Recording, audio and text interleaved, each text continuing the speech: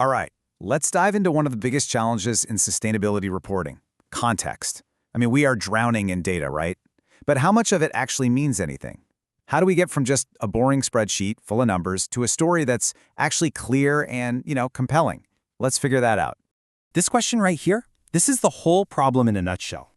Every single time you open up a sustainability report, doesn't matter if you're an investor, a customer, or just curious, this is the one question you are trying to answer.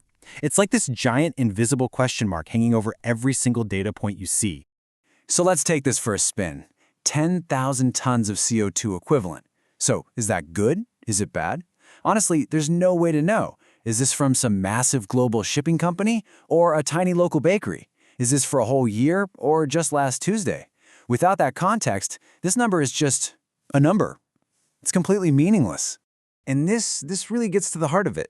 That 10,000 ton figure, right now it's just noise. It's static. It doesn't help us understand a thing, and it certainly doesn't build any kind of trust. So how do we cut through all that noise? How do we find the real story that's hiding in the data? Well, the answer, it turns out, is in a set of global standards for sustainability reporting called the GRI. And we're going to focus on GRI 2 general disclosures. The best way to think about it is like the foundation of a house.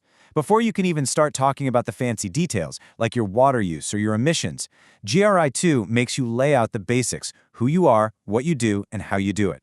It's the framework that makes the whole story possible.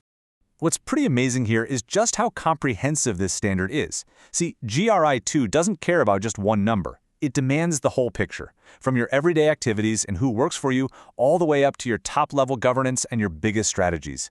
Every one of these is a critical piece of the puzzle. Without them, you just can't see what the organization is really all about. Okay, so that's the theory. But what does this actually look like in the real world? Let's take a look at how these disclosures can take a company from just being a name on a page to something we can actually wrap our heads around. So it all starts with the absolute basics. This comes from a disclosure that asks a really simple question. Hey, what do you actually do? And this one sentence, it tells us so much. We know it's an apparel company. We know they operate in North America and Europe. All of a sudden, that 10,000-ton number we saw earlier isn't just floating out in space anymore. It's starting to have a home. Okay, now let's add another layer to our story. The people. The company has 500 of its own employees, but wait, look at this. 2,000 non-employee workers. Now that is a huge clue.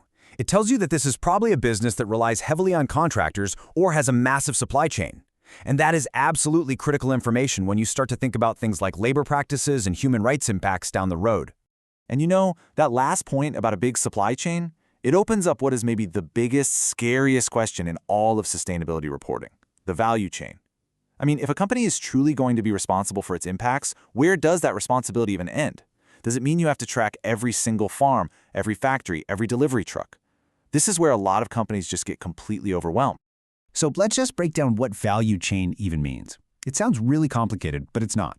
Just think of it in 3 parts. First, you've got upstream. That's all your suppliers, where you get your stuff. Then there's our activities. That's what you do in your own buildings. And finally, there's downstream, which is everything that happens after your product leaves your control, all the way until someone throws it out. But here it is. This is the crucial piece of the puzzle, and it comes directly from the GRI standard itself. You are not required to give a detailed description of every single little thing. Instead, the standard asks for a high-level overview. And folks, this is a total game changer. It's what makes this whole reporting thing possible, keeping it meaningful without being totally impossible to do. This slide lays out the difference perfectly. The goal isn't to know the first name of every single cotton farmer. The goal is to understand the big picture. What types of suppliers are you working with, and where in the world are they? This approach lets companies actually focus their energy where their biggest impacts are most likely to be. Okay, so let's tie this all together. Why do all these little details, this foundational context, matter so much? Well, because this is what separates just checking a box from telling a credible, trustworthy story. So what are the big ideas you should walk away with? First, just remember that context is the magic ingredient that turns useless data into a powerful story.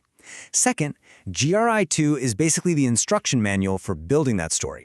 Third, when you hear value chain, don't get lost in the weeds. It's all about that high-level overview.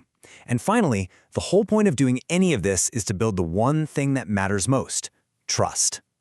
So I'll leave you with this to chew on.